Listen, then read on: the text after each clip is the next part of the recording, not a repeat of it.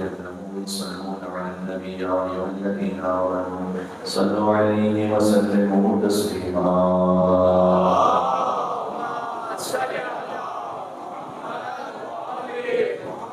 أعوذ بالله من الشيطان الرجيم. بسم الله الرحمن الرحيم.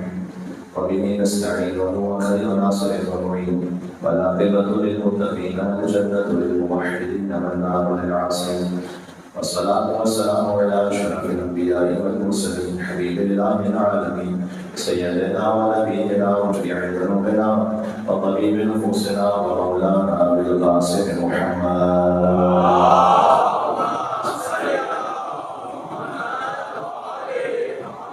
آله الطيبين الطاهرين المعصومين المظلومين المنتجبين المنتخبين الميامين سيما بقية الله في الأراضين الذين أنعم الله عنهم الإحسان وذكرهم تذكيرا.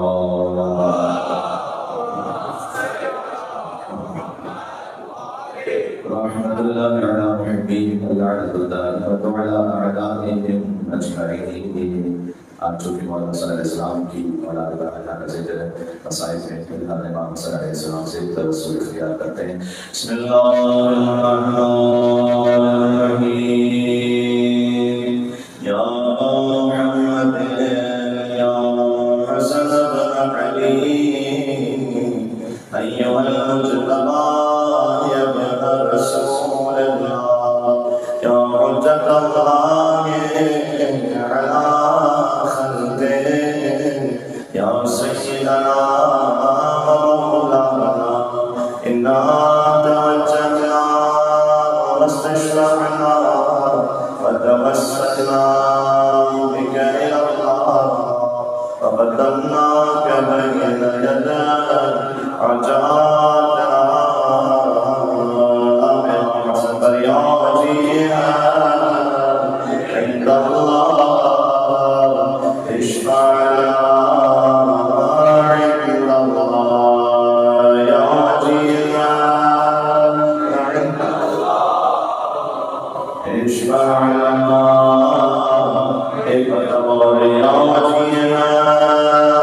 عند الله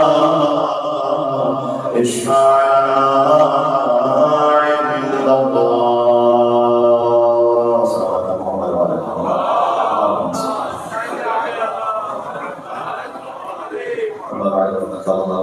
بسم الله الرحمن الرحيم. قل ما أسألكم عليه من أجر إلا من شاء أن يتخذ إلى ربه سبيلا. عليه الصلوات.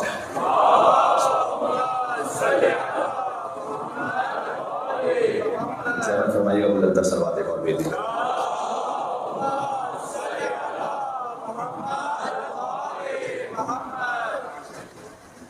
امام معصوم کا فرمان ذیشان ہے کہ جب خدا کسی کے ساتھ خیر کا ارادہ کرتا ہے تو اس کے قلب میں محبت حسین کو وڈی فرماتا ہے. اللہ تعالیٰ نے جو ہمارا جسم خلق کیا ہے اس میں قلب کی خاص حیثیت ہے، اور یہ اللہ عز و جل یا تو حدیث قدسی ہے یا امام معصوم کا فرمان ہے کہ قلب المؤمن حرم اللہ. مومن کا جو قلب ہے وہ عام حیثیت نہیں رکھتا، مومن کا قلب اللہ کا حرم ہے. امام معصوم کا حرم ہوتا ہے یہاں جہاں امام معصوم ہے، اس طرح سے مومن کا قلب وہ اللہ کا حرم ہے.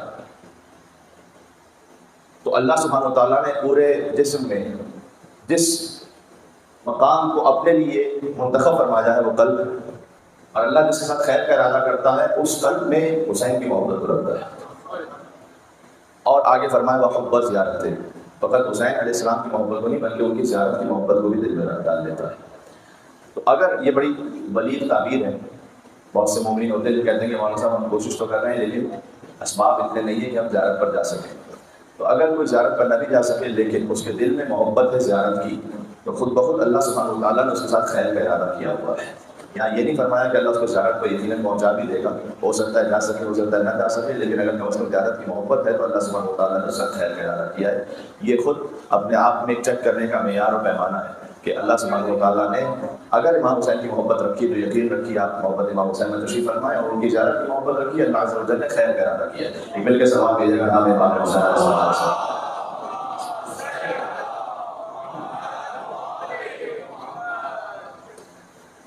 اور اگر کل صحیح راستے پر ہے، ہمارے پاس ایک دعا ہے کہ جو سب کو یاد ہے، دیکھیے گا، میں آدھی پڑھوں گا، آدھی آپ میرے ساتھ پڑھیے گا. یا اللہ یا رحمان یا رحیم یا مقلب القلوب ثبت قلبی علی دیک. اے اللہ، اے رحمان، اے دلوں کو بدل دینے والے، تم میرے دل کو اپنے دین پر ثابت کرا رہے ہو.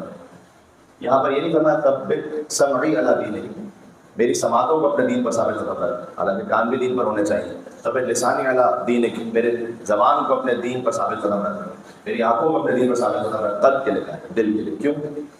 اس لیے کہ اگر دل ثابت قدم ہے تو زبان بھی صحیح راستے پر ہے، نگاہیں بھی صحیح راستے پر ہے، سماعتیں بھی صحیح راستے پر ہے. دل وہ ہے کہ جہاں سے سب کنٹرول ہو رہا ہے، تو دل کو دین پر ثابت قدم ہے. اگر دل صحیح تقویٰ کے ساتھ ہے تو زبان بھی تقویٰ کے ساتھ ہے، نگاہیں بھی تقویٰ کے ساتھ ہے، ہاتھ بھی تقویٰ کے ساتھ ہے، پیر بھی تقویٰ کے ساتھ ہے. اس خاطر ہے کہ جو آپ مجلس امام حسین السلام میں تشریف فرمائے تو میں ایک آیت پڑھ رہا ہوں، سورہ حج کی آیت، وَمَن يُعَظِّمْ شَعَائِرَ اللَّهِ فَإِنَّهَا مِن تَقْوَى الْقُلُوبِ. فرمایا جو شاعر اللہ کا احترام رکھے وہ دل کے تقویٰ کی علامت ہے. شاعر اللہ کیا مطلب ہے؟ شاعر شعیرہ کی جمع ہے، شعیرہ یعنی علامت، سائن. شاعر یعنی اللہ کی علامتیں، جو اللہ کی علامتوں کی تعظیم کرے وہ دل کے تقویٰ کی علامت ہے. دو لفظ ہیں قرآن میں جسے بسا اوقات ہمارے جو وہابی بھائی ہیں اس کو مکس کر دیتے ہیں، اور کبھی ناسمجھی کی وجہ سے یا کبھی یہ کہ اور ایک کنفیوژن کریٹ ہو جاتی ہے. وہ کیا ہے؟ وہ یہ کہ عبادت اللہ کی ہے، تعظیم شاعر اللہ کی. تو اگر تعظیم ہو رہی ہے علم کی، تعظیم ہو رہی ہے تعزیے کی، تعظیم ہو رہی ہے تعبود کی، تو مولانا یہ کیسے شاعر اللہ میں سے ہو گئے؟ یہ تو جمادات ہیں، ظاہر ایک لکڑی ہے. تو اسی لیے اللہ سبحانہ و تعالیٰ نے مثال جو دی ہے قرآن میں شاعر اللہ کی، ان الصفا والمروہ من شعائر اللہ. صفا اور مروہ کی پہاڑیاں شاعر اللہ میں سے، پہاڑی پتھر ہے خالی، اللہ نے کہا شاعر اللہ میں سے، احترام کرو اس کا. عبادت اللہ کی ہے، تعظیم شاعر اللہ کی ہے، ذہن میں رکھیے. تو جب علم مبارک کا احترام ہے، جب گنبد کا احترام ہے، جب تابوت کا احترام ہے، اور ان کا احترام اس خاطر ہے کہ اللہ تعالیٰ نے کہا ان صفا والمروہ من شعائر اللہ. صفا اور مروہ شاعر اللہ میں سے کچھ مثالیں ہیں، من شاعر اللہ. شاعر اللہ کمپلیٹ نہیں ہے یہ لسٹ، توجہ رکھیے گا. صفا اور مروہ شاعر اللہ میں سے ہیں. اچھا، اس کی دو مثالیں ہیں ہمارے پاس قرآن کریم میں. شاعر اللہ کی دو مثالیں ہیں، ایک ہے صفا اور مروہ جو پہاڑیاں ہیں، دوسری مثال ہے بل بدنا جعلناها لکم من شاعر اللہ، وہ قربانی کا جانور کہ جسے تم نشان لگا کر قربانی کے لیے متعین کر دو، شاعر اللہ میں سے. یعنی اللہ تعالیٰ نے یہاں عجیب کمال کیا ہے. ایک مثال دی ہے پہاڑی کی، ایک مثال دی ہے جانور کی. انسان کی تو مثالیں نہیں دی اللہ سبحانہ وتعالیٰ. اللہ تعالیٰ انسان پر تو آیا ہی نہیں یہاں پر. شاعر اللہ کی مثال میں ایک پہاڑی کی مثال دی، ایک حیوان کی مثال دی. شاعر اللہ جسے دیکھ کر اللہ یاد آتا ہے. صفا اور مروہ کو دیکھ کر اللہ کیوں یاد آتا ہے؟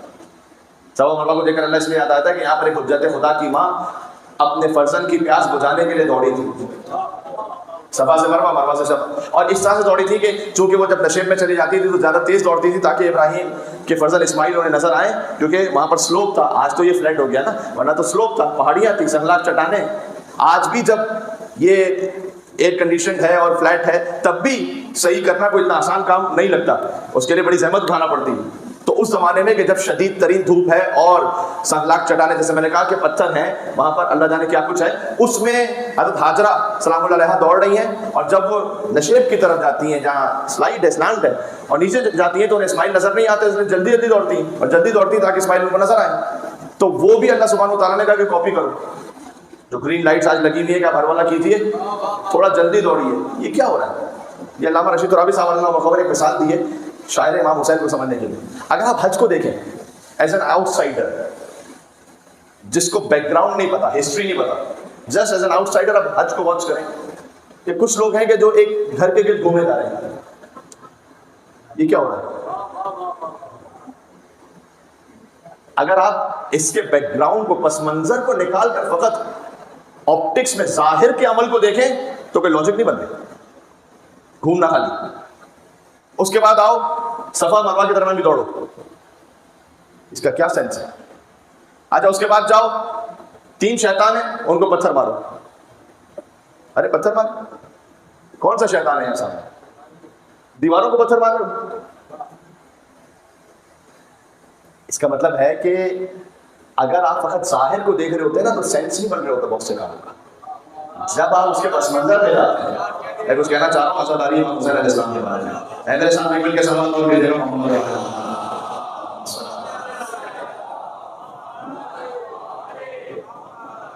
تو وہاں پر لگ رہا ہے کہ یہ صفا مرمہ کے درمیان دوڑ رہے ہیں, سمجھ میں نہیں آ رہا کیوں.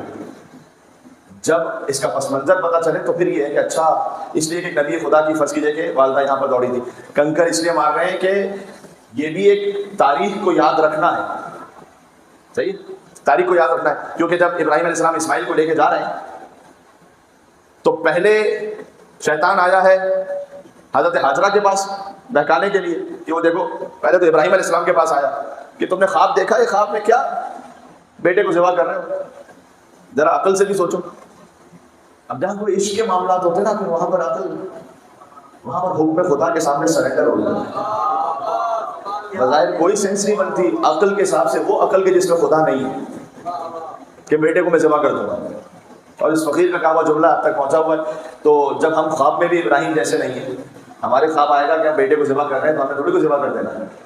تو جو خواب میں ابراہیم جیسا نہ ہو, محمد جیسا کیسے ہو سکتا ہے. فقیر نے ایک جگہ جملہ کہا تھا کہ آپ کوئی خواب دیکھ لیں اور اگر بیٹے کی گردن میں چھری رکھیں تو دیکھیں کہ دمبا آتا ہے یا پولیس آتی ہے. تو ان کے لیے تو دمبا آ جاتا, اس لیے کہ ان خاص اللہ سبحانہ و تعالیٰ کا حکم ہے. تو پتھر مارے انہوں نے, شیطان کو پتھر مارے, نکل جاؤ. پھر اس کے بعد اسماعیل کو بہکایا کہ تمہارے باپ کو کیا ہو گیا, اچھے بولے جوان ہو, چھری پھیر دیں گے تمہارے گردن پہ.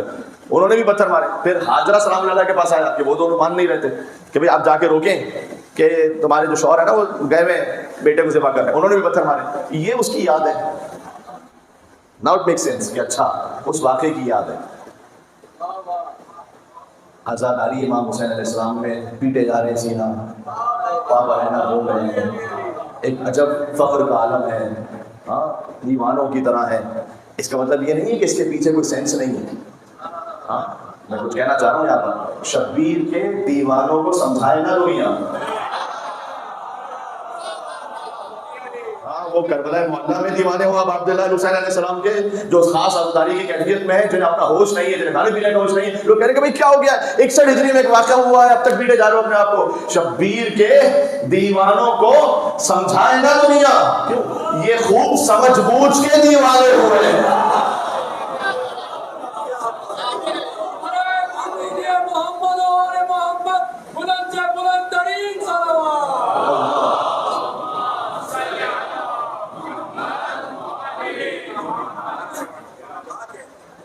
تو اس کے پس منظر میں محبت امام حسین علیہ السلام ہے, سنت رسول ہے کہ رسول اللہ خود روئے.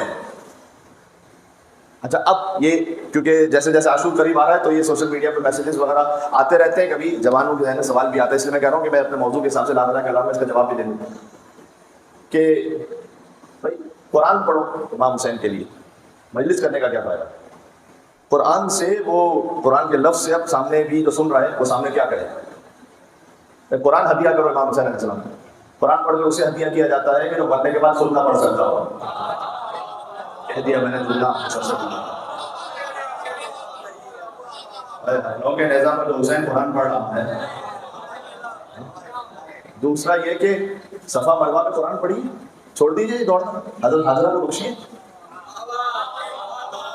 کچھ میں کہنا چاہوں, ابراہیم علیہ السلام کو قرآن بخشیے, اسماعیل علیہ السلام کو قرآن بخشیے, یہ دوڑ کیا رہے صفا مروہ. آج میری بات پہنچ سکے, اس لیے کہ اگر 2 جنریشن تک یہ کام ہوتا رہا نا, 3 جنریشن 4 جنریشن کے بعد قرآن پڑھ کے دیا کرو تو پتہ بھی نہیں ہوگا اگلی نسل کو کہ یہاں پر کون سی والدہ دوڑی تھی, کس کی خاطر دوڑی تھی. یہ عمل دیکھ کر آج تک وہ یاد زندہ ہے.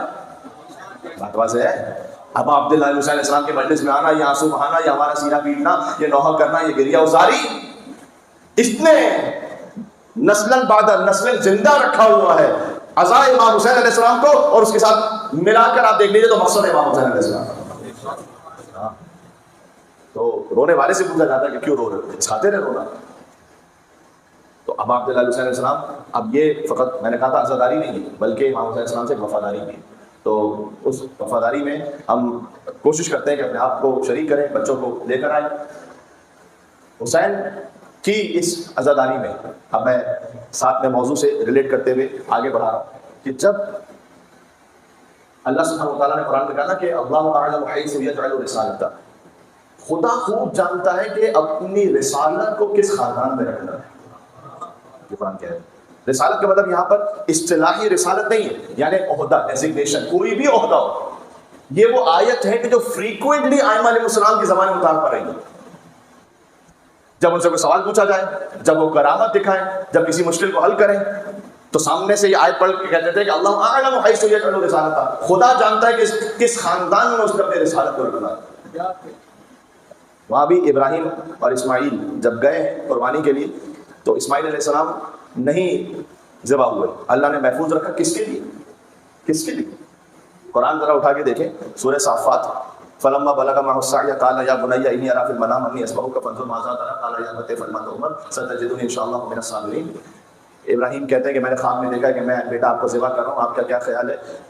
کہا آپ بابا وہ کر دیجیے جس کا آپ کو اللہ نے حکم دیا ہے، آپ مجھے صبر کرنے والوں میں سے پائیں گے. فلما اسلما، جب دونوں سب تسلیم خم ہو گئے، وتلہ للجبین، اور ابراہیم علیہ السلام نے اسماعیل علیہ السلام کو پیشانی کے بل ملا دیا.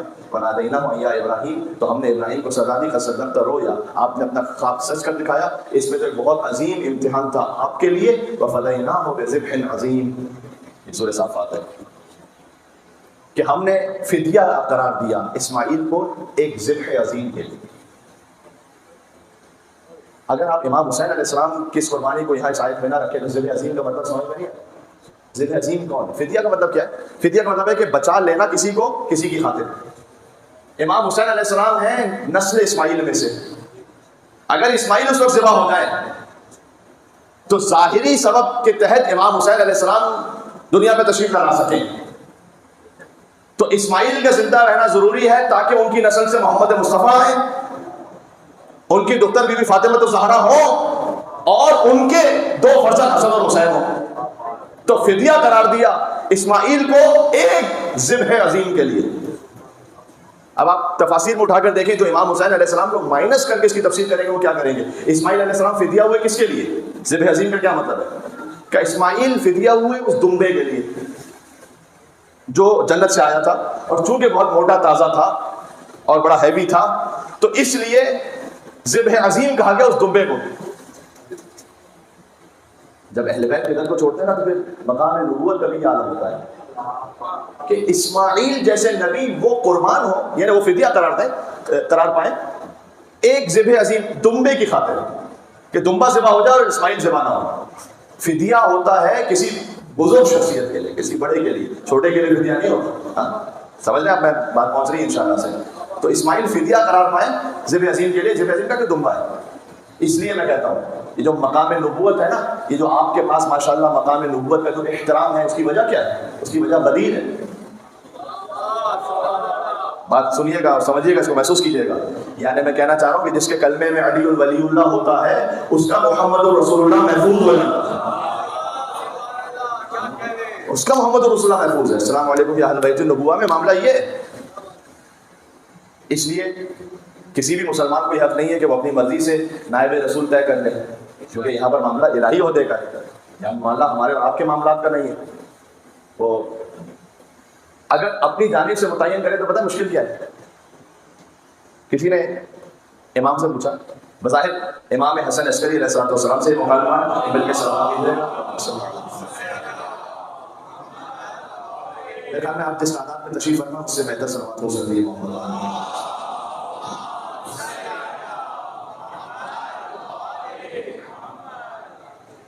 امام سے پوچھا کہ مولا کیا ہم اپنا رہبر امام لیڈر خود بنا سکتے ہیں؟ امام نے کہا اگر تم بناؤ گے تو کیا دیکھو گے اس میں؟ بتاؤ کیا دیکھ کے بناؤ گے؟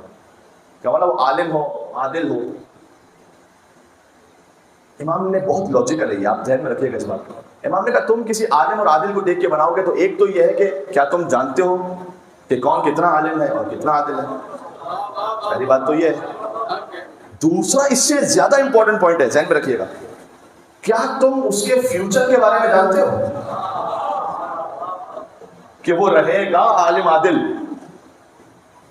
یہ پتہ ہے، اس کی دنیا کی ایک مثال دوں میں آپ کی خدمت میں. آنگ سان سوچی، یہ ایک خاتون ہے میانمار کی، میانمار کی لیڈر جنہیں نوبل پرائز ملا 1991 میں، نوبل پرائز ملا، نوبل پیس پرائز ہوگی. اچھا یہ پیس پرائز انہیں مل گیا. اس کے بعد میانمار میں جینوسائیڈ ہوا، مسلم جینوسائیڈ 2016-17 میں. 25,000 سے زیادہ مسلمان مار دیے گئے، ہزاروں کی تعداد میں خواتین کی عصمت دری ہوئی، 7 لاکھ سے زیادہ لوگ جلا وطن ہو گئے. وہ تو پورا کرائسس چل رہا تھا. تو آپ جانتے ہیں اس میں کوئی ظاہر کرنے کی بات نہیں، آپ مجھے میڈیا پہ دیکھتے رہتے ہیں. مجھے یاد ہے کہ اس زمانے میں میں ایک میڈیا پر میانمار کرائسس کے بارے میں بات کر رہا تھا پاکستان کے ایک چینل پر. تو جو اینکر تھے انہوں نے مجھ سے پوچھا، اس کا کلپ موجود ہے ابھی تک میرے خیال میں سوشل میڈیا پہ کہیں. تو اینکر نے مجھ سے پوچھا کہ علامہ صاحب یہ جو اتنا جینیسائڈ ہو رہا ہے اور یہ جو خاتون ہیں جنہیں نوبل پیس پرائز ملا ہے، ان سے ایکسپیکٹیشن یہ تھی کہ کچھ کہیں گی، کچھ اپنے وہاں مسلمانوں کے لیے جو کمیونٹی ہے اس کے لیے کچھ اقدام کریں گے. یہ تو بالکل ہی سائلنٹ ہے اور انہوں نے تو مرنے کے لیے چھوڑ دیا. تو ان کو تو نوبل پیس پرائز ملا ہوا ہے، تو اب یہ جو ان کا کام ہے، تو کیا یہ نوبل پیس پرائز ڈیزرو کرتی تھی؟ اس وقت میں نے ایک جملہ کہا تھا، وہاں تو فقط اشارے میں ایک جملہ کہہ کے گزر گیا تھا، آپ اس اشارے کو سمجھیں گے. تو میں نے اسے کہا تھا بھائی یہی فرق ہوتا ہے انسان کے بنائے ہوئے اور اللہ کے بنائے ہوئے.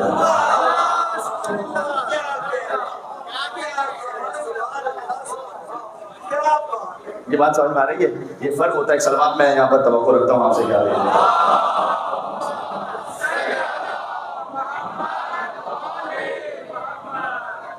یہ فرق ہے انسان کے بنائے ہوئے اور اللہ کے بنائے ہوئے.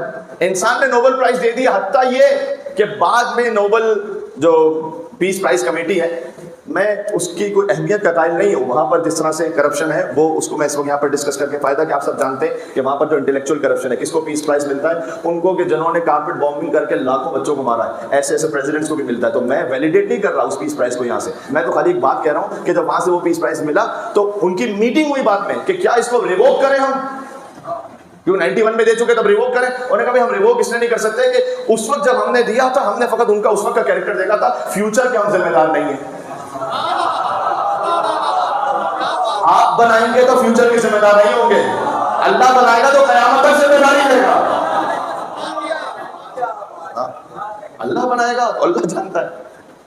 یہاں پر اپنا کوئی شک کا امکان ہے، نہ تردید کا امکان ہے، نہ عصیان کا امکان ہے. اس لیے مستقبل کو دیکھ کر اللہ سبحانہ و تعالیٰ جانتا ہے. امام نے کہا کہ تم فیوچر کو نہیں جانتے، اپنی مرضی سے بناؤ گے، فیوچر میں کیا کر لے گا وہ.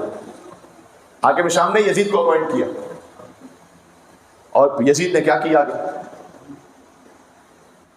لوگ یہ کہتے ہیں کہ حاکم شام نے اپوائنٹ کیا تھا اور یزید نے جو کچھ بھی کیا، تو آپ نوح علیہ السلام کا بیٹا بھی تو برا تھا، تو آپ وہ یزید کی وجہ سے حاکم شام کو نہ برا کہیں. نوح کا بیٹا بھی تو برا تھا، بیٹا برا نکل آتا ہے کبھی. نوح علیہ السلام نے اپنے بیٹے کو خلافت کے لیے اپوائنٹ نہیں کیا ہوا تھا.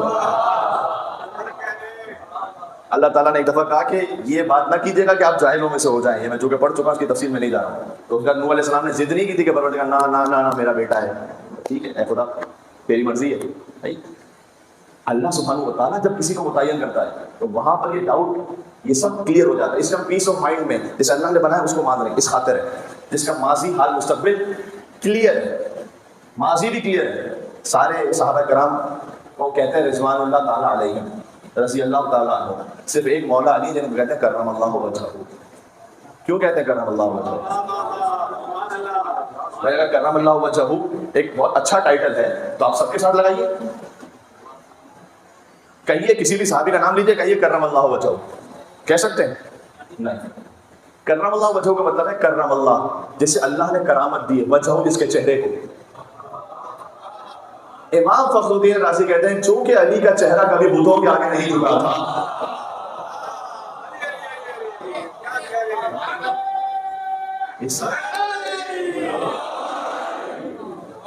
چونکہ علی کا چہرہ کبھی بتوں کے آگے نہیں جھکا تھا، اس لیے صرف علی کو کہا جا سکتا ہے کرم اللہ وجہہ. تو ان کا ماضی بھی کلیئر ہے. میں تو ایک عام ہیومن سطح میں بات کر رہا ہوں، میں تو ابھی اس اناؤنسمنٹ میں تو بات ہی نہیں کر رہا. میں تو کہہ رہا ہوں کہ غدیر کا اناؤنسمنٹ نہ بھی ہو تب بھی آپ نے کس کو ماننا چاہیے؟ لاجیکلی کس کو ماننا چاہیے؟ جس کا ماضی کلیئر ہو، جس کا مستقبل، جس کا فیوچر. اب میں آج امام حسن علیہ السلام کی اولاد کے تسلسل میں بات کرنا چاہتا ہوں، تو اس لیے میں آ رہا ہوں اس طرح. امیر المومنین کو اللہ سبحانہ و تعالیٰ نے دو وہ فرزند عطا کیے جو امام بنے، حسن اور حسین. ایک حدیث اور بھی ہے کہ حسن اور حسین کے بعد امامت دو بھائیوں میں جائز نہیں ہے، صحیح نہیں. کیوں فرمایا تھا امام نے؟ جانتے ہیں جب امام حسن عسکری علیہ السلام کی شہادت ہوئی تو امام حسن عسکری کے ایک بھائی تھے جن کا نام تھا جعفر، جن کو جعفر کذاب کہا گیا، بعد میں جعفر طباق کہا گیا، اور انہوں نے کوشش بھی کی کہ امام حسن عسکری کا نماز جنازہ وہ پڑھا لیں، کیونکہ امام زمان علیہ السلام 5 برس کے تھے۔ تو ان کے ذہن میں خیال آیا کہ میں حسن عسکری کے بعد بھائی ہوں تو میں امام بن جاؤں۔ اس وقت امام زمانہ علیہ السلام نے فرمایا تھا کہ چچا، امام کے چچا ہوتے ہیں، اتق اللہ، اللہ کا تقوی اختیار کریں، یہ امامت آپ کے لیے جائز نہیں ہے، اس لیے کہ رسول اللہ نے یہ فرمایا ہوا ہے کہ امامت کا پورا سلسلہ 2 بھائیوں میں سوائے حسن اور حسین کے اور کسی کے لیے جائز نہیں ہے۔ کیا بات ہے، یہ کتنا لمبا سوچا ہوا ہے۔ تو حسن اور حسین امام بنے، 2 بھائی، اور ان میں امام حسن علیہ السلام حسین سے بھی پہلے امام ہیں، ظاہر ہے امام حسن کا ذکر کم ہوتا ہے، بہرحال یہ مشیت پروردگار ہے کہ امام حسین علیہ السلام ہی کے ذکر میں تمام منزل کا ذکر ہو، امام حسین علیہ السلام کا ذکر منزل پاک میں سب سے زیادہ ہے، یہ اللہ تعالیٰ کی مشیت ہے۔ خود وہ جو آیہ نور ہے نا، اللہ نور السماوات والارض مثل نورہ کمشکاۃ فیہا مصباح المصباح فی زجاجۃ الزجاجۃ کأنہا کوکب درّی یوقد من شجرۃ مبارکۃ زیتونۃ لا شرقیۃ ولا غربیہ یکاد زیتها یضیء ولو لم تمسسہ نار نور علی نور یہدی اللہ لنورہ من یشاء ویضرب اللہ الامثال للناس واللہ بکل شیء علیم۔ یہ آیت ہے سورہ نور کی، آیت نمبر 35۔ اللہ زمین و آسمان کا نور ہے، میں امام حسن پہ بات کر رہا ہوں، اللہ زمین و آسمان کا نور ہے۔ مثل نوری کا مشکات، اس کے نور کی ایک مثل ہے، جیسے ایک طاق ہے، مشکات یعنی طاق، طاق کا مطلب پتہ کیا ہوتا ہے؟ دیوار کے اندر ایک جگہ جہاں پر چراغ رکھتے ہیں، اس کو کہتے ہیں طاق۔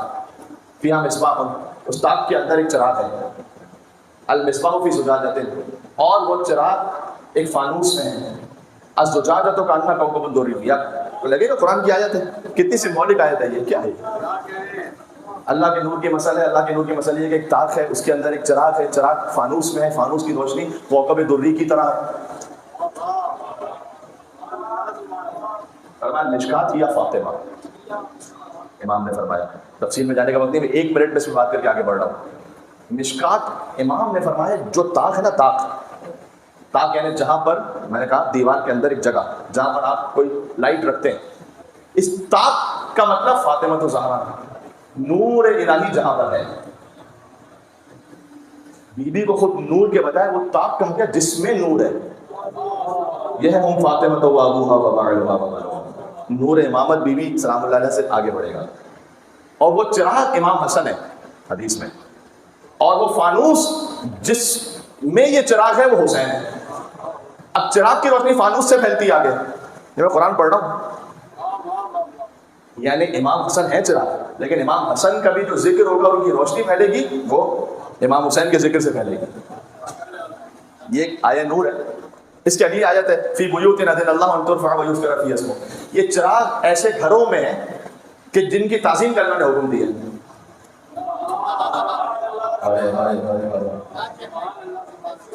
ایسے گھروں میں جن کی تعظیم کرنا نے حکم دیا۔ جب یہ آیت نازل ہوئی، جا کے بہار اور بار میں دیکھے گا، یہ تو خیر شیعہ والا ہے، ہو سکتا ہے کہ بعض مسلمان کا کہ نہیں کوئی اور والا دیجیے، تو ایک تفسیر کرام شواہد التنزیل عبید اللہ بن عبداللہ حسقانی حنفی نیشاپوری کی، اس میں جا کے دیکھیے گا۔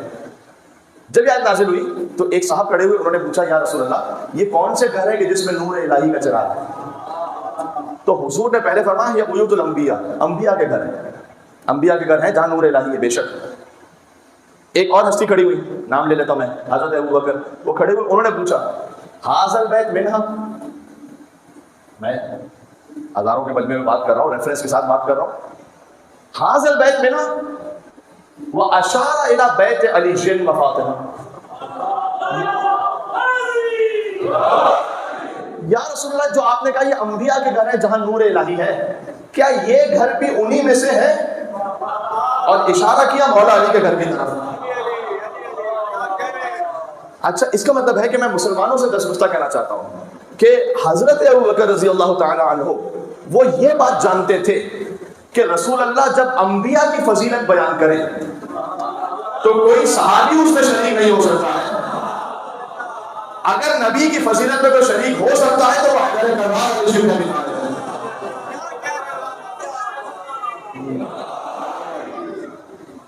اس لیے انہوں نے کسی اور صحابی کے لیے نہیں پوچھا یہ کہ کیا وہ گھر بھی ان کا ہے، یہ گھر بھی اس میں نہیں، یہ ایک گھر پوچھا آپ نے جو انبیاء کی فضیلت ہے کہ یہ گھر بھی انہی میں سے، حضور مکرم نے یہ نہیں کہا کہ ان میں سے، کہا نام من افاضلها، یہ گھر ان میں سے کی بات نہیں ہے، یہ کہ سب سے افضل گھر ہی ہے۔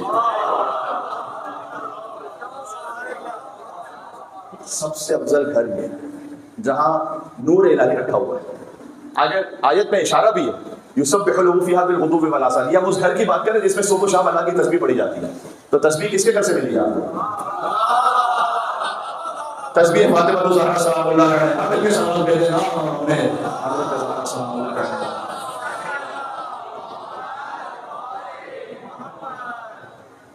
یہ نور الہی آگے بڑھا. امام حسن امام حسین، امام حسن امام حسین، حسن حسین کے بھی امام. یہ جملہ اگر آپ اس کو ذرا تصور فرمائیے، امام حسن کا کیا مقام. حسن کو بادشاہ خاص و عام کہتے ہیں، علی کا نائب و قائم مقام کہتے ہیں، اور دلیل ایک ہی کافی ہے ان کی عظمت میں کہ انہیں حسین بھی اپنا امام کہتے ہیں. حسن علیہ السلام. بلکہ اگر اس بات کو آپ اپنے محسوس کر سکیں کہ حسین علیہ السلام ان کا تو الگ سے نام ہی رکھا گیا. حسن کا مطلب جس میں ساری خوبیاں ہوں. حسین یعنی چھوٹا حسن. حسین اس میں مصغر ہے. عربک لینگویج میں آپ دیکھیں حسین کا مطلب جس کو ایک کوئی ہستی ہو، کوئی مقام ہو، اس کو کمپریس کر کے خلاصہ کر کے کسی میں کہنا ہو، اس کے لیے فعیل کا بدل یوز ہوتا ہے. ہاں جیسے ابن کا مطلب ہے بیٹا، اسی سے ہے بونائی چھوٹا بیٹا. حسن یعنی جس میں سارے کمالات جمع ہو. حسین وہی کہ جو چھوٹا حسن. امام حسین کو چھوٹا حسن کہا گیا. یعنی حسین کو بڑا کر دے تو حسن بنتا، حسن کو چھوٹا کر دے تو حسین بنتا. ابھی وہ معاملہ ہی حل ہو گیا کہ ایک نے شروع کی تھی ایک نے جنگ کی تھی. یہ ایک ہی ہے. حسن بھی وہی ہے، حسین بھی وہی ہے. ہاں میں ایک جملہ کہہ رہا ہوں، فرق حسن اور حسین میں نہیں ہے، فرق یزید و معاویہ میں. ہاں اس لیے یہ الگ الگ رد عمل ہے یہاں پر کہ امام حسین السلام سے بیعت مانگی جا رہی ہے. تو امام حسن امام حسین، حسین چھوٹے حسن. حسن بھی حجت حق ہیں، یہ اعتماد رہے، اور حسین چھوٹے حسن ہے، یہ بات یاد رہے. جناب امروہی صاحب نے یہ کہا. امام حسن سے وہ نور امام حسین السلام تک چلا. اب امام حسن اور امام حسین کا نور ایک جگہ جمع ہوا ہے. میں حضرت قاسم ابن حسن علیہ السلام کے بارے سے مسائل سے تھوڑا سا دور ہوں، لیکن میں چاہتا ہوں کہ یہ بات پہنچے. امام حسن علیہ السلام کے 7 بیٹے، یہ اس میں روایتوں میں اختلاف ہے، لیکن مثلا علامہ رشید ترابی صاحب یا ان جیسے بزرگ علماء جو ہمارے قدیمی علماء تھے، وہ یہ کہتے تھے کہ حسن مجتبیٰ کے 7 بیٹے تھے، جن میں سے 5 کربلا میں شہید ہوئے. ایک نہیں، فقط قاسم ابن حسن نہیں، حسن علیہ السلام کی پوری شرکت ہے کربلا میں. 5 بیٹے اور 4 بیٹے تو تقریباً سب نے لکھا ہے کہ امام حسن علیہ السلام کے شہید ہوئے کربلا میں. امام حسن علیہ السلام کی ایک ہی بیٹی ہے. امام حسن علیہ السلام بیٹے ہیں لیکن بیٹی ایک ہی، اور اس بیٹی کا نام ہے فاطمہ، فاطمہ بنت حسن. یہ اتنی عظیم الشان بیوی ہے کہ لم یدرک فی آل حسن مثلھا. یہ امام علیہ السلام نے ارشاد فرمایا کہ آل حسن میں، پوری امام حسن علیہ السلام کی جنریشن میں قیامت تک ان جیسی معظمہ بیوی کوئی ہے ہی نہیں. ان کا ازدواج ہوا ہے امام زین العابدین سے، حسین کے بیٹے اور حسن کی بیٹی، جن سے ولادت ہے امام محمد باقر علیہ السلام کی. آپ اس سلسلہ امامت کو ذرا محسوس فرمائیے گا. ایک سوال یہ کیا جاتا ہے کہ بھائی شیعہ حضرات چلیں ٹھیک ہے آپ امام مان رہے غدیر سے، اس کے بعد حسن حسین، پھر امامت کے کنٹینیوشن کو آپ نے فقط حسین کی اولاد میں رکھا، حسن کی اولاد میں کیوں نہیں؟ اس کا جواب ہے امام علیہ السلام کی یہ دختر کہ جن کا ازدواج ہوا امام زین العابدین سے، اور اب امام محمد باقر علیہ السلام وہ امام حسین کے پوتے ہیں، امام حسن کے نواسے ہیں. لہذا امام محمد باقر سے جو نسل آگے بڑھی ہے وہ حسنی بھی ہے، وہ حسینی بھی ہے. بات سمجھ میں آ رہی ہے آپ کو؟ ہاں. لم یدرک فی آل حسن مثلھا، یہ وہ فاطمہ بنت حسن ہے کہ ان جیسی آل حسن میں کوئی معظمہ ہے ہی نہیں. یعنی کیا؟ یعنی یہ کہ آل حسین میں کوئی امام زین العابدین جیسا نہیں، اور آل حسن میں کوئی فاطمہ بنت حسن جیسی نہیں ہے. جب ان کا ازدواج ہو تو اس بچے کی ولادت ہے امام محمد باقر کہ جو ہو بہو رسول جیسے. امام محمد باقر علیہ السلام ان کا پورا جسم، رسول اللہ نے فرمایا تھا شمائلہ شمائل، جابر بن عبداللہ انصاری سے کہا تھا کہ سلام کہنا میرا، تم میرے 5ویں فرزند سے ملو گے اس کا سلام کہنا میرا. امام محمد باقر علیہ السلام کو جابر بن عبداللہ انصاری نے رسول اللہ کا سلام پہنچایا. تو یہ کیوں پورے امام محمد باقر رسول اللہ کی شبیہ ہیں؟ اس لیے کہ امام حسن علیہ السلام کے لیے روایت میں ہے کہ وہ سر مبارک سے کمر مبارک تک رسول اللہ جیسے تھے، اور امام حسین علیہ السلام کمر مبارک سے پائے مبارک تک رسول اللہ جیسے تھے۔ اس میں بھی ایک رمز تھا کہ جو سر اور دھڑ یہ حصہ ہے یہ امام حسن رسول اللہ سے مشابہ ہے، اس لیے کہ اس میں ہاتھ آتا ہے، حسن ہاتھ سے سلوک کریں گے، اور پھر کمر مبارک سے پائے مبارک تک حسین رسول اللہ جیسے ہوں، اس لیے کہ حسین جائیں گے میدان جنگ میں اور جنگ کریں گے، تو حسن کی سلب بھی رسول اللہ کے سلب ہے اور حسین کی جنگ بھی رسول اللہ کی جنگ ہے۔ یہ حضور نے فرما دیا تھا کہ حسن اور حسین ابنایا آزان، یہ دونوں میرے بیٹے امام ہیں، تام اوقات آپ چاہے سلوک کر لیں چاہے جنگ کریں۔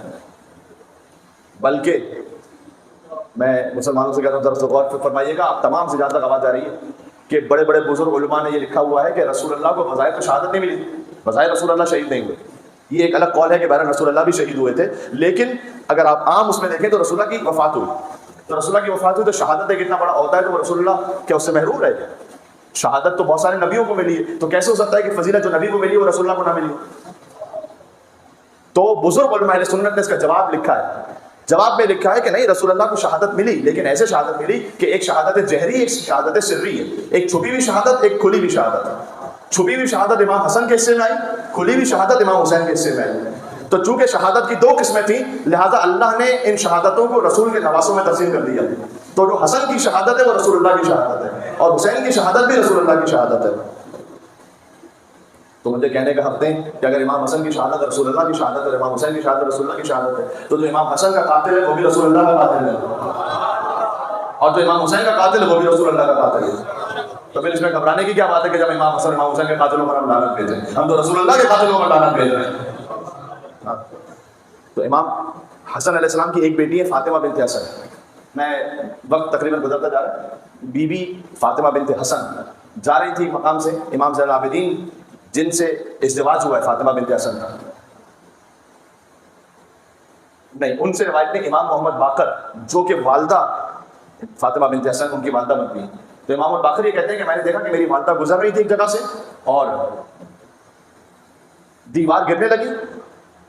میں اس بی بی کا ذکر اس لیے کر رہا ہوں کہ اس بی بی کا تعلق ہے کربلا سے، غور کیجیے گا، یہ کم مومنین جانتے ہیں، لیکن میں پہلے ان کی ایک فضیلت ذکر کرتا ہوں۔ دیوار گرنے لگی تو میری والدہ بی بی فاطمہ بنت حسن اس دیوار کے ساتھ تھی، تو اٹھی، انہوں نے دیوار کی طرف اشارہ کیا، فرمایا ما اذن اللہ لہ بسقوط لا حق المصطفیٰ، تجھے مصطفیٰ کے حق کا واسطہ ہے، اللہ نے تجھے ابھی گرنے کی اجازت نہیں دی ہے۔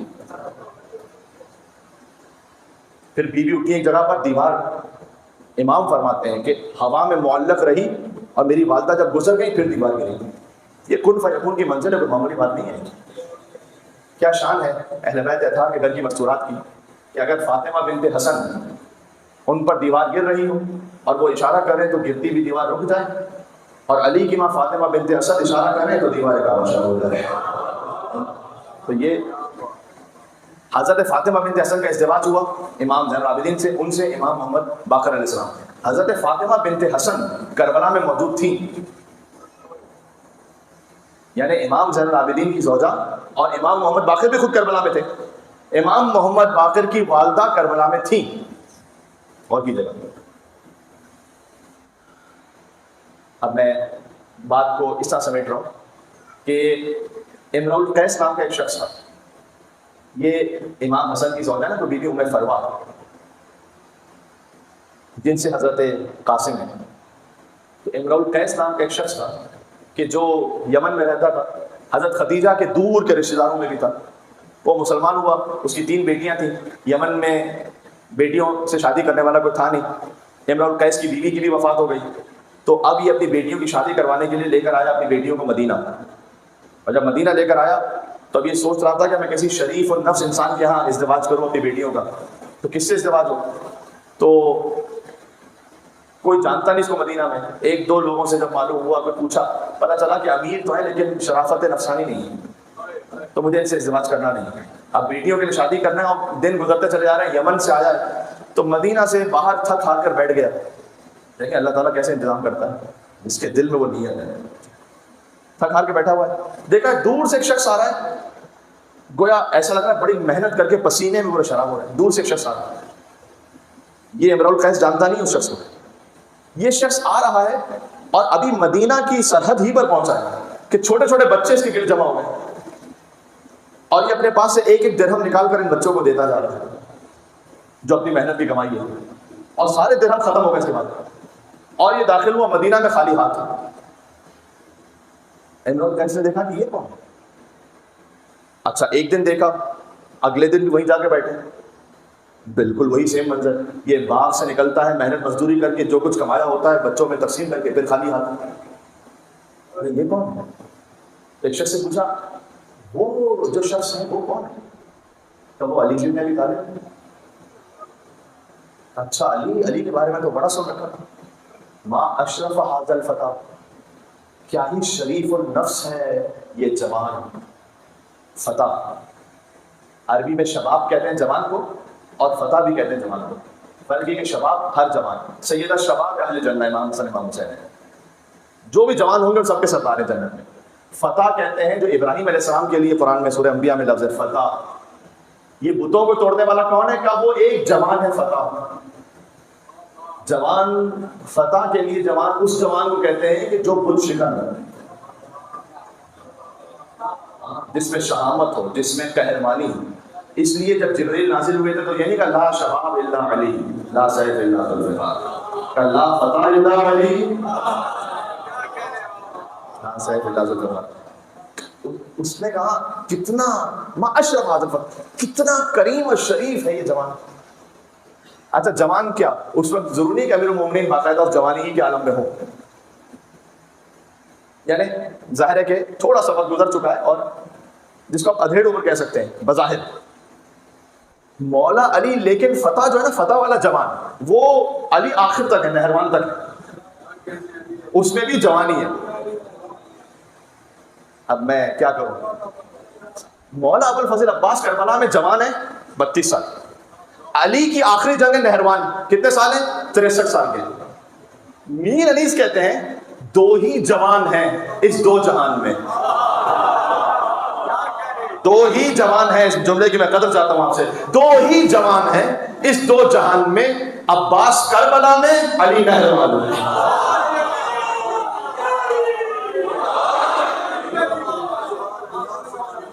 وہ عباس جو 32 برس کے کربلا میں ہے نا، وہ علی 63 برس کے نہروان میں۔ آگے آ کر پوچھا کہ آپ علی ہیں؟ جی میں علی ہوں۔ آپ میرا ایک مسئلہ حل کر دیں، میں یمن سے آیا ہوں 3 بیٹیوں کو لے کر، مسلمان ہوا ہوں، چاہتا ہوں کسی اچھے شریف خاندان میں شادی ہو جائے۔ امام نے کہا کہ کیا تم چاہتے ہو کہ تمہاری ایک بیٹی سے میں ازدواج کروں؟ بڑی بیٹی۔ ارے اس سے زیادہ بڑی کیا سعادت ہوگی، مجھے تو اس پورے مقام پر آپ سے زیادہ کوئی کریم اور شریف نظر ہی نہیں آتا، تو میرے لیے تو کتنی بڑی سعادت ہے کہ بڑی بیٹی کا نام ہے ماہیہ۔ ازدواج ہوا مولا علی سے۔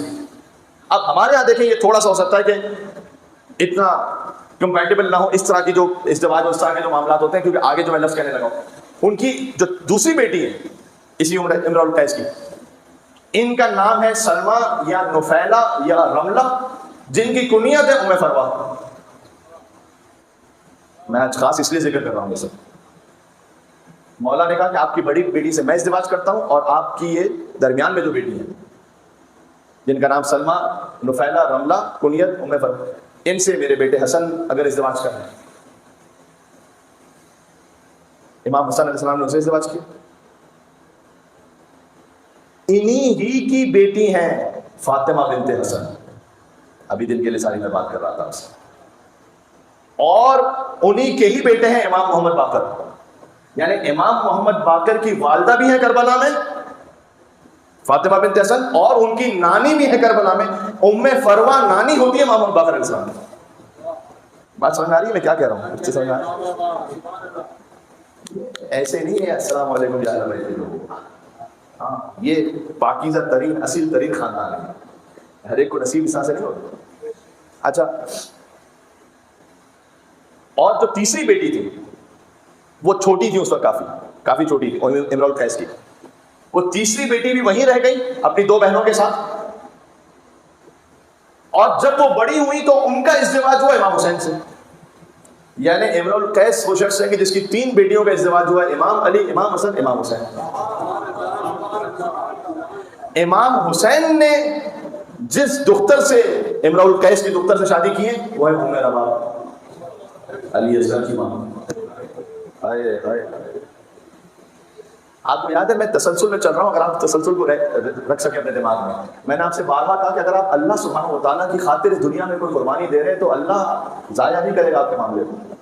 वो या आप में दिखाएगा, या नस्लों में दिखाएगा, या नस्लों की नस्लों में दिखाएगा।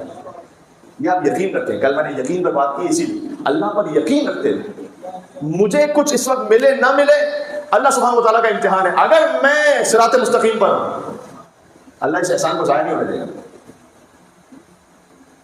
3 बेटियां, 3 का इज़्दिवाज, इमाम अली, इमाम हसन, इमाम हुसैन। इनमें से एक उम्मे फरवा, एक उम्मे रबाब।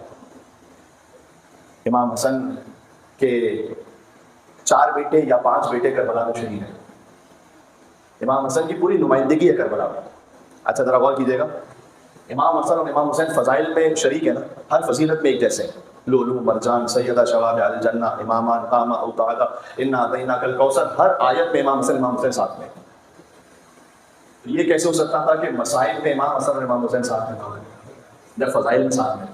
मसाइब में ऐसे साथ में रहे कि करबला में शहीद तो 72 हैं या 125 शहीद हैं, जो भी अदद है, लाशा फ़कत इमाम हुसैन का पामाल हुआ। अब जानते हैं, क्योंकि शहीदान करबला में जब लाशा पामाल होने की बारी आई शाम गरीबा, तो एक शहीद का कबीला आता गया और कहा कि नहीं, हम अपने कबीले वाले को तो नहीं पामाल होने देंगे। तो हबीब बिन मज़ाहिर का कबीला उनका लाशा ले गया, मुस्लिम बिन औसजा उनका लाशा ले गया। ऐसा है, सिर्फ इमाम हुसैन का लाशा रह गया था। ये शाम गरीबा की मजलिस का रिवायत का मौजू है, तो मैं उसी में पढ़ूंगा इसको तफसील से इंशाअल्लाह, अगर मेरी ज़िंदगी रही और मुझे तौफीक रही तो। लेकिन ये आप जानते हैं, करबला में जो एक वाहिद लाशा और पामाल हुआ है वो कासिम इब्न हसन है। इसकी वजह क्या है मैं नहीं जानता कि क्या क्या मसलहत हैं। मुझे जो समझ में आता है वो ये, चूंकि हसन और हुसैन हर फजीलत में शरीक थे, लिहाजा मुसीबत में भी शरीक होना था। हुसैन का लाशा पामाल होना था तो हसन की नियाबत में हसन के बेटे कासिम का लाशा पामाल हुआ। कि गोया इमाम हसन अलैहिस्सलाम ने कहा कि भैया इस मुसीबत में भी मैं आपके साथ शरीक रहूंगा, सबका लाशा पामाल हो ना हो, लेकिन मेरे बेटे का लाशा पामाल होगा आपके साथ साथ। हसन अलैहिस्सलाम की कुर्बानियों में से एक है अब्दुल्ला इब्न हसन। अब्दुल्ला इब्न हसन वो है, क्या मैं कहूँ, इस शहजादे के लिए 10 बरस का सन है।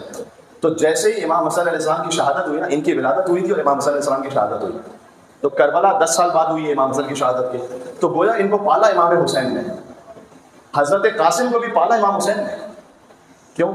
इमाम हसन की शहादत जो, हजरत कासिम तो 3 बरस के थे, तो हसन के बेटे, लेकिन पाला तो इमाम हुसैन ने। इसलिए जब इमाम हुसैन कासिम को गले से लगाए तो जैसे एक बाप अपने बेटे से निपट के बोला, इसलिए ये कैफियत है। और हज़रत कासिम इब्न हसन से पहले मैं चाहता हूँ कि मैं आपकी खिदमत में हज़रत अब्दुल्ला इब्न हसन के लिए 2 फ़िक्र मसाइल के कहूँ। जब इमाम हुसैन की शहादत का वक्त करीब था ना, और इमाम हुसैन जख्मों से चूर थे, एक शकी आगे बढ़ा कि इमाम हुसैन के सीने अथर पर वार करना चाह रहा था। तो दूर से आ रहा था एक शकी, अब्दुल्ला इब्न हसन दरे खैमा से देख रहे हैं, दौड़े, जब तक मैं जिंदा हूं वो मेरे चचा पर तलवार नहीं उठा सकता। आगे दौड़े, करीब आना चाहते थे कि उसने तलवार चला दी, तो आगे बढ़कर हाथ ऐसे आगे बढ़ाए कि हाथों पर वार हुआ। और मक्तल का जुमला यह है कि अब्दुल्ला इब्न हसन के हाथ खाल से लटक गए। अल्लाह अकबर, अल्लाह अकबर। इस बच्चे के हाथ, जो हसन का बेटा है, खाल से लटक गए, और ये बच्चा इमाम हसन अलैहिस्सलाम का जो भतीजा है, सीने पर पैबस्त हो गया। अब मुझे माफ करना, हुरमला इब्न काहिल असदी, जिसने अली असगर को तीर मारा है, उसने दूर से अब्दुल्ला इब्न हसन का निशाना लिया, और अब्दुल्ला इब्न हसन पर ऐसा तीर लगा कि मक्तल में यूं जुमला लिखा है कि बच्चा इमाम हुसैन के सीने से तीर के जरिए लग गया। ये मसाइल में जो कम बयान होते हैं, अब्दुल्ला इब्न हसन की शहादत, यतीम हसन, अल्लाहु अकबर। यानी ऐसी कैफियत थी कि वो तीर अब्दुल्ला इब्न हसन से गुजरता हुआ हुसैन के सीने पर लगा, और बच्चा उस तीर के जरिए चिमट गया हुसैन के सीने से। ये अब्दुल्ला इब्न हसन। अजीजों, रोने के लिए तशरीफ लाए हैं, کہاں کہاں تک اللہ تعالیٰ مومنین اور مومنات تشریف فرما ہیں، اور مجھے معلوم ہے کہ آپ مسائل پر گریے کے لیے تشریف لاتے ہیں۔ اب تو وہ شب آہستہ آہستہ آ رہی ہیں کہ جس میں رونا ہی بنتا ہے بس۔ قاسم ابن حسن شب عاشور کہتے ہیں کہ چچا امام حسین علیہ السلام نے چراغ بجھا دیے کہ جو جانا چاہتا ہے چلا جائے۔ چراغ روشن کیا، کوئی نہیں گیا تھا۔ ابوالفضل عباس اہل بیت کی جانب سے اٹھے کہ مولا اگر مرتے مر جائیں 70 مرتبہ زندہ ہوں 70 مرتبہ مارے جائیں۔ مسلم بن عوسجہ نے اس وقت خطاب فرمایا، حبیب بن مظاہر نے، پھر امام حسین صاحب نے نام لینا شروع کیے کہ کل کے شہیدوں میں ان کا نام شامل ہے۔ حضرت قاسم کا نام نہیں تھا اس فہرست میں۔ قاسم کھڑے ہوئے 13 برس کے ہیں، قاسم کھڑے ہوئے کہتے ہیں کہ چچا کل کے شہیدوں میں آپ نے میرا نام نہیں لیا، محضر شہادت میں میرا نام نہیں ہے۔ امام حسین علیہ السلام دنیا کو یہ بتانا چاہتے ہیں کہ میں اپنے بھتیجوں کو جبر کے ساتھ نہیں لے کر آیا، یہ اپنی رضا سے آئے ہیں یہاں پر، اپنے دل سے قربانی پیش کر رہے ہیں یہاں پر۔ پوچھا کیف الموت عندک، بیٹا قاسم موت کیسی آ کے نکالا؟ فرمایا اقلا من الاسد۔ اللہ اکبر، 13 برس کا ایک نوجوان جسے دنیا اپنی طرف کھینچ رہی ہو، قاسم کہتے ہیں موت تو شہد سے بھی زیادہ شہید ہے، میٹھی ہے۔ کیا بس کر کے شہیدوں میں فرق آپ کا نہیں، آپ کے ننھے بھیا علی اصغر کا۔ قاسم اپنی شہادت کے سن کر مطمئن ہو گئے، لیکن کہتے ہیں کہ اے چچا علی اصغر کا نام بھی شامل ہے۔ تو ذہن میں وہی تصور ہے کہ علی اصغر تو جائیں گے نہیں مقتل میں، تو پوچھ لیا کہ کیا یہ فوج بے حیا خیموں میں گھسے گی؟ حضرت قاسم سے برداشت نہیں ہو سکا یہ سوچ بھی کہ یہ خیموں میں گھسائیں گے۔ میں کہوں گا اے شہزادہ قاسم کاش شام غریبہ ہوتے، بیویاں ایک خیمے سے دوسرے خیمے میں، دوسرے خیمے سے تیسرے خیمے میں جا رہی تھی۔ کسی نے امام صاحب العابدین سے پوچھا تھا شام غریبہ بیویوں کی کیا کیفیت تھی؟ امام نے کہا سوال کرنے والے تو نے میرے تن کو پھر زخمی کر دیا۔ امام کے پاس ایک تسبیح تھی، تسبیح کو توڑ دیا امام نے، دانے بکھر گئے۔ کہا دیکھ جیسے یہ دانے بکھر گئے نا ویسے شام غریبہ علی و فاطمہ کی بیٹیاں بکھر گئی تھی۔ امام حسین علیہ السلام نے شہزادہ قاسم کو تسلی دی، کہا نہیں اے میرے بھتیجے قاسم، میں خود علی اصغر کو لے جاؤں گا، ہاتھوں پہ اٹھا کے خود لے جاؤں گا۔ بس اب قاسم کو یہ تو ہے کہ میرا نام شہیدوں میں ہے، لیکن اب چچا مجھے جلدی بھیجیں۔ تو بار بار آتے ہیں، آ کر کہتے ہیں چچا کیا مجھے اجازت ہے کہ میں جاؤں مقتل میں، کیا مجھے اجازت ہے کہ میں جاؤں مقتل میں؟ اور بار بار فرماتے امام حسین تم میرے بھائی کی نشانی ہو، تم میرے بھائی کی نشانی ہو۔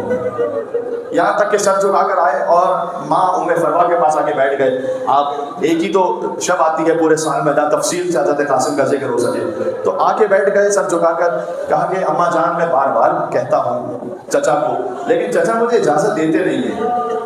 بیویوں میں فرما نے فرمایا، دیکھیں یہ بات ذاکرین پڑھا کرتے تھے اسے، اور میں انہی کی اطلاع اس کو پڑھ رہا ہوں، یہ جملہ آگے کہنے لگا ہوں کہ بیویوں میں فرما نے یہ کہا کہ بیٹا قاسم آپ کو یاد ہے جب آپ کے بابا کا آخری وقت تھا تو انہوں نے آپ کے بازو پر ایک تعویذ باندھا تھا، اور آپ سے بھی کہا تھا اور مجھ سے بھی کہا تھا کہ جب کوئی مشکل وقت آ جائے تو اس تعویذ کو کھول لیجیے گا۔ اب میں مسائل پر رونے والوں سے جملہ کہنا چاہتا ہوں، ماں باپ تعویذ مانگتے ہیں کہ ان کا بچہ بچ جائے۔ حسن نے تعویذ باندھا تھا کہ میرا بچہ مر جائے، حسین کا قربان ہو جائے۔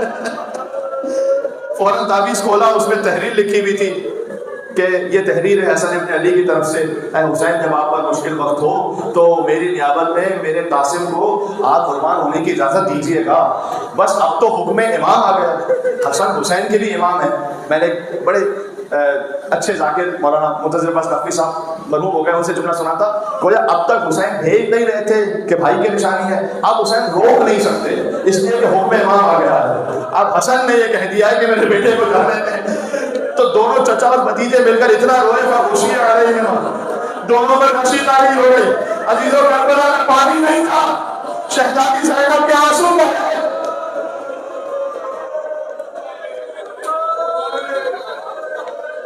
جب امام حسین اور حضرت قاسم نے آنکھیں کھولی، مقتل میں یہ لکھا ہوا ہے کہ غشی ایک بار نہیں ہوئی، دوبارہ مل کر اتنا روئے کہ پھر غشی طاری ہوئی۔ یعنی بار بار امام حسین اتنا چاہتے تھے حضرت قاسم کو کہ حسین کے لیے جیسے حسین کی جان جا رہی ہے۔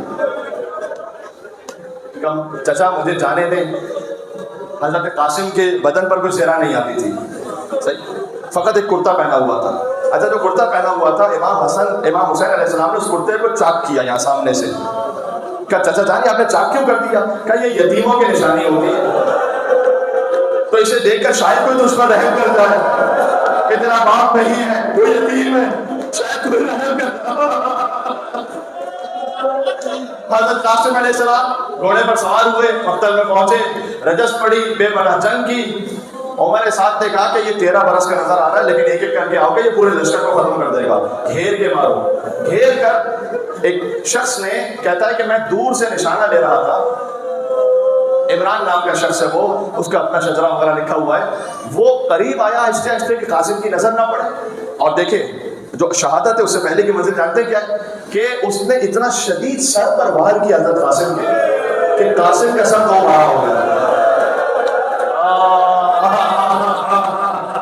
جیسے علی جن ابی طالب کے سر پر وار ہوا تھا ویسے علی کے پوتے کے سر پر وار ہوا، قاسم زمین پر گرے۔ جن جملوں کو سننے کے لیے آئے ہو، وہ قاتل چاہتا تھا قاسم کا سر تن سے کاٹ دے، حسین آگے بڑھے، لشکر پر حملہ کیا، لشکر قاتل کو بچانے کو ہوا، درمیان میں قاسم کا لاشا تھا، دائیں طرف میں بھائی مار گئے، بائیں طرف میں بھائی مار گئے، درمیان میں قاسم کا لاشا، آواز آگے کی چچا، آگے کی چچا۔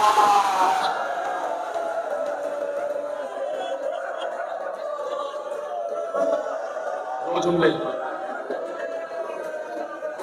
میں کیسے ان جملوں کو پڑھوں؟ قاسم کا لاشا بکھرتا گیا، پامال ہوتا گیا، قاسم ٹکڑے ٹکڑے ہوتے گئے، اللہ اکبر، ٹکڑے دوڑ رہے تھے قاسم کے لاشے پر، کہتے ہیں ڈاک پر سزا دی تھی چچا آدمی نے۔ حسین پہنچے یا قاسم کے لاشے پر تو ایک مرثیہ پڑا ہے، فرمایا اے بیٹا قاسم تیرے چچا کے لیے بہت سخت ہے کہ تو چچا کو بلاتا رہے، چچا تیرے لاشے کو پامالی سے بچا رہے، قاسم کو ٹکڑے ہو گئے تھے۔ حسین لاش اٹھائے تو کیسے اٹھائے؟ یہ وہ لاشا ہے جو سب سے الگ انداز سے حسین لے کر آئے ہیں، پامال شدہ لاشا ہے نا، سب سے الگ انداز سے لے کر آئے ہیں۔ اب اگر میں چشمہ تصور میں سوچوں تو جب حسین لاشا اٹھانا چاہتے ہیں تو ایک طرف سے لاشا گر جاتا ہے، دوسری طرف سے اٹھاتے ہیں، پورا لاشا ٹکڑے ٹکڑے ہیں، حسین نے اپنی ابا کو بچھایا، یا علی مدد، ٹوٹی ہوئی پسلیاں اٹھائیں، یا علی مدد، کٹی ہوئی انگلیاں اٹھائیں، میں کہوں اے شہزادہ قاسم شہادت بھی مبارک ہو اور سلطان فاطمہ الزہرا بھی مبارک ہو، کون ہے میری فاطمہ والے سیدہ کی پسلیاں ٹوٹی کی پسلیاں ہیں، قاسم کی پسلیاں ٹوٹی ہیں، یا علی مدد کہہ کے شکستہ پسلیاں اٹھائی اور حسین نے گٹری کو باندھا، سب سے منفرد انداز میں لاشا لے کر گٹری کو گوشت پر رکھا، یہ ہاتھوں میں اٹھایا اور لے کر چلے۔ جب خیمگاہ پہنچے تو فرمایا اے بہن زینب قاسم کا لاشا لایا ہوں لیکن ماں کو نہ دیکھا۔ بی بی زینب نے ایک ایسا سوال کیا ہے کہ جو بڑا دقت آمیز ہے کہ بھیا آپ کے ہاتھ تو خالی ہے، لاش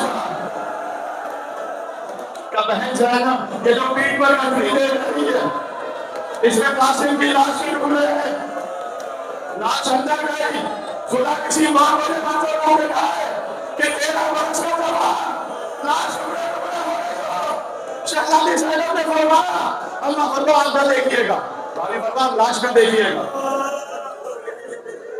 کہ شہزادی مجھے دکھائیے تو صحیح، میں ایک مرتبہ اپنی قربانی دیکھنا چاہتی ہوں۔ بس بی بی ام فرما کی نگاہ 13 برس کی کمائی پر پڑی، اپنے ہاتھوں کو قاسم کے ٹکڑوں پر رکھا، پیشانی کو کربلا کی زمین پر رکھا، کربلا دی اللہ، کربلا جیسی کوئی مائے نہیں ہے، کربلا جگہ تیرا شکر ہے تو نے میری قربانی سب سے زیادہ قبول فرمائی۔ آخری بیٹا حسین جب اکبر کا لاشا آیا، ایک طرف اکبر کا لاشا رکھا، ایک طرف قاسم کا لاشا رکھا، یعنی ایک طرف اپنا بیٹا ایک طرف بھائی کا بیٹا، درمیان میں حسین لے گئے، ایک ہاتھ اکبر کے لاشے پر ایک قاسم کے لاشے پر، کہتے ہیں پروردگار وہاں قربلا آج حسین غریب ہو گیا، میرا اکبر نے مار دیا ہے، میرا قاسم نے مار دیا، حسین غریب ہو گیا۔